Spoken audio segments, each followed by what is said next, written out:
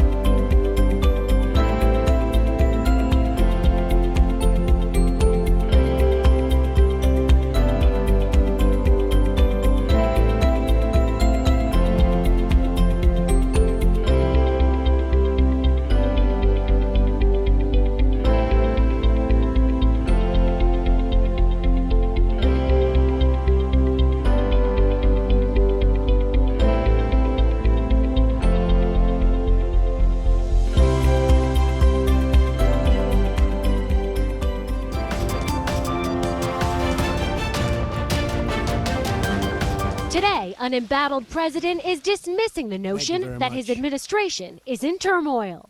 I turn on the TV, open the newspapers, and I see stories of chaos. Chaos. Yet it is the exact opposite. This administration is running like a fine-tuned machine, despite the fact that I can't get my cabinet approved. But controversy continues to haunt the West Wing. The whole Russian thing, that's a ruse. That's a ruse. And by the way, it would be great if we could get along with Russia. The administration still facing scrutiny over its Russian connections. Today, President Trump said he was not aware of any campaign advisors being in touch with Russian intelligence officers during the presidential campaign. During the election? No, nobody that I know of. And insisted he has no personal ties to Moscow. Speaking for myself, I own nothing in Russia. I have no loans in Russia. I don't have any deals in Russia. That comes after sources told CNN former top advisors for Trump's presidential campaign were in constant contact with suspected Russian operatives before the president took office. Today, Trump kept up his rosy view of Russia, saying he'd love to have better diplomatic relations. Nuclear holocaust would be like no other. They're a very powerful nuclear country, and so are we. If we have a good relationship with Russia, believe me, that's a good thing. That's in spite of recent provocations from Moscow. Russia has buzzed a U.S. warship, placed a spy ship 30 miles off the coast of Connecticut and deployed a cruise missile in an apparent treaty violation. For now, the White House appears unlikely to respond. But hopefully I won't have to do anything, but I'm not going to tell you. In a winding and wild press conference that stretched for over an hour, the president aired a list of grievances.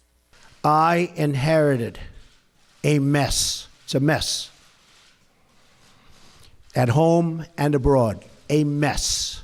Insisted he would take a compassionate approach to children brought to the U.S. illegally by their parents. We're going to show great heart. DACA is a very, very difficult subject for me. And leapt to the defense of his travel ban, which is currently being blocked by the courts. We had a very smooth rollout of the travel ban, but we had a bad court. I think that circuit is in chaos, and that circuit is frankly in turmoil. Now, Trump says the administration is crafting a new executive order based on the court's decision. We can tailor the order to that decision and get just about everything, in some ways more, but we're tailoring it now to the decision. But while the administration faces pressing priorities, Trump, who once professed his love of WikiLeaks, This just came out. WikiLeaks! I love WikiLeaks! is now preoccupied with cracking down on them. I've actually called the Justice Department to look into the leaks. Those are criminal leaks. President Trump spent much of his time criticizing the press. The press, honestly, is out of control. The level of dishonesty is out of control. I'm changing it from fake news, though. Doesn't that undermine... Very fake news. The leaks are absolutely real. The news is fake. Yet even as he called the media dishonest, the president repeatedly made false claims. Got 306 electoral college votes. I guess it was the biggest electoral college win since Ronald Reagan. President Obama 332 Yeah. and George H.W. Bush 426 when he won as president. Why should Americans trust you when you accuse the information they receive of being fake when you're providing information that's... Well, no, I was given that information.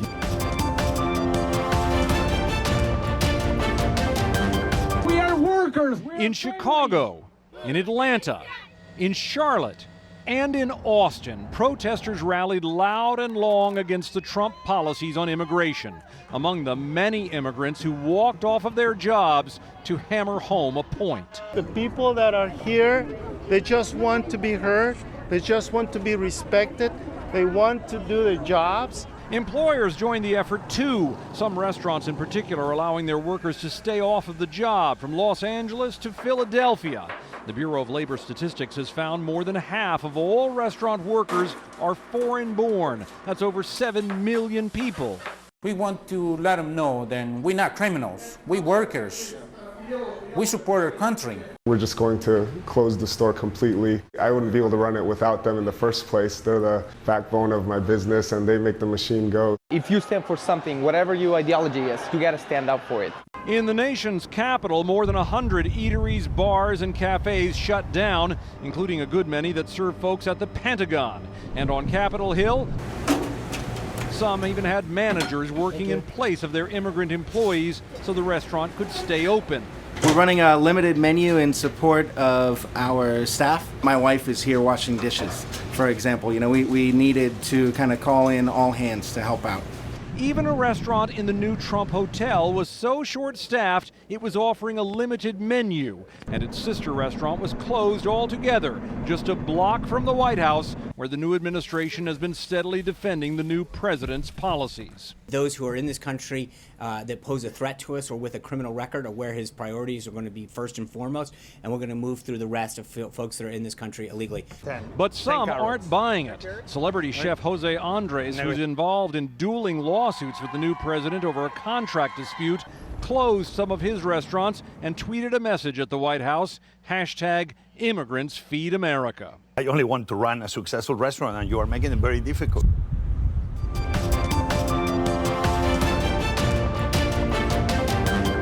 Well, it's been back-to-back meetings for everyone at the G20, but particularly for new Secretary of State Rex Tillerson. This is really his diplomatic debut, and he started with a Saudi foreign minister meeting early this morning, all the way to a minister's dinner at Villa Hammerschmidt this evening. But all eyes were on the sidelines of the G20. That is where he met with Sergei Lavrov, Russia's foreign minister. It was really more of an introductory meeting. It was their first meeting, a getting to know you session, so they didn't really delve into the deep details of any hot button issues. However, a range of issues was discussed. Take a listen to how Secretary of State Tillerson described the meeting. As I made clear at my Senate confirmation hearing, the United States will consider working with Russia when we can find areas of practical cooperation that will benefit the American people. As we search for new common ground, we expect Russia to honor its commitment to the Minsk agreements and work to de-escalate the violence in the Ukraine. At the end of that statement, some tough words on the situation in Ukraine. That could be very reassuring for U.S. allies in Europe who have been worried by some of the statements that have been coming from President Donald Trump, who apparently wants to engage with Russia more, despite Russia's aggression in Ukraine, of course, particularly in annexing Crimea. So a lot of questions as to what kind of Secretary of State Rex Tillerson will be. He doesn't really have that much diplomatic experience. This, again, was his sort of diplomatic debut, if you will. But he does have plenty of experience negotiating oil deals. He was the CEO of ExxonMobil for many years and secured many oil deals in Russia in particular, where he met Vladimir Putin and a number of his close deputies. So a lot of questions were asked as he came into the G20, what would this be like? Well, he's kept a very low profile so far, and he seems to be in listening mode, sort of wanting to show that he's here to listen, to learn, before acting in America's interest. Atika Schubert, CNN, Bonn, Germany.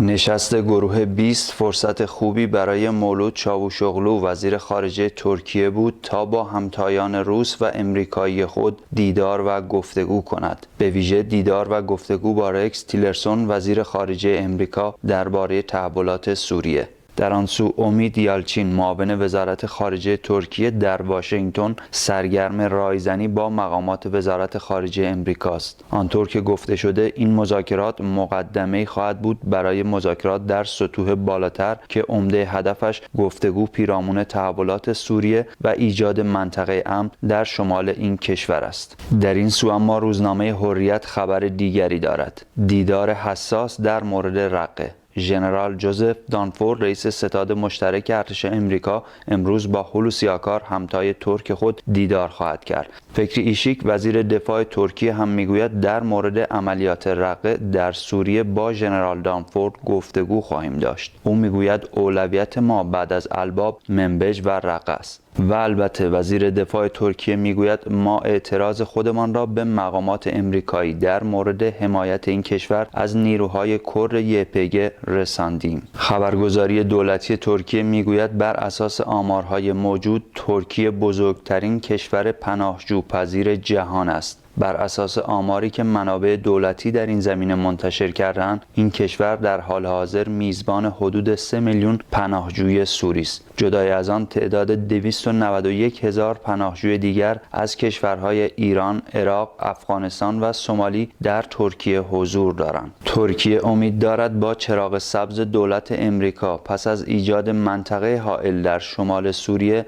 بخش عمده آوارگان سوری ساکن در اردوگاه‌های این کشور را به این منطقه در شمال سوریه منتقل کند. روزنامه سبا هم به عملیات در شهر رقه می‌پردازد و می‌نویسد مردم پس از پاکسازی داعش از شهر رقه شادی کردند. روزنامه خبرترک اما سخنان نخست وزیر ییلدیریم را بازتاب می‌دهد که میگوید استانبول به اندازه پاریس و امریکا امن است. تلاش دولت برای امن جلوه دادن شرایط در کشور، به ویژه که این روزها ترکیه نیاز دارد از رهاورد امنیت صنعت گردشگری آسیب دیده خود را سر و سامانی دهد. اما آقای اردوغان رئیس جمهور ترکیه در جریان سفر به عربستان در مراسم حج عمره هم شرکت کرده که تصاویر آن شب گذشته منتشر شد. اغلب روزنامه‌ها این موضوع را بازتاب دادند، از جمله روزنامه ملیت که می‌نویسد اردوغان مناسک حج عمره را به جا آورد. پارلمان ترکیه روز پنجشنبه با مصوبه ایجاد 2 گذرگاه مرزی جدید با ایران موافقت کرد. بر اساس این مصوبه در راستای افزایش مبادلات تجاری و گمرکی 2 گذرگاه جدید مرزی میان ایران و ترکیه گشوده می شود. در حال حاضر 2 کشور دارای 3 گذرگاه مرزی برای حمل و نقل جاده‌ای و ترانزیت هستند. اما سازمان بین‌المللی فرهنگ ترک به مناسبت 110 سال روز تولد استاد شهریار شاعر بلند آوازه ایران کنفرانس پیشگامان جهان ترک را روز پنجشنبه در شهر آنکارا پایتخت ترکیه برگزار کرد. دوشن کاسنوف دبیر کنفرانس و وزیر سابق فرهنگ جمهوری قزاقستان در توصیف استاد شهریار میگوید شهریار که به عنوان یکی از مهمترین شعرای ایران در دوران معاصر محسوب می شود در عین حال به عنوان یکی از مهمترین شعرای جهان ترک هم شناخته می شود. کاسینوف همچنین میگوید زبانی که شهریار در اشعار ترکی و فارسی خود استفاده کرده زبان مردم است و به همین علت عنوان پادشاه ادبیات ایران را دریافت کرده است. باری پایان این برنامه یادی است از شهریاران آذربایجان قهرمان و شهریارانش که یاد و یادش فخر ایران است.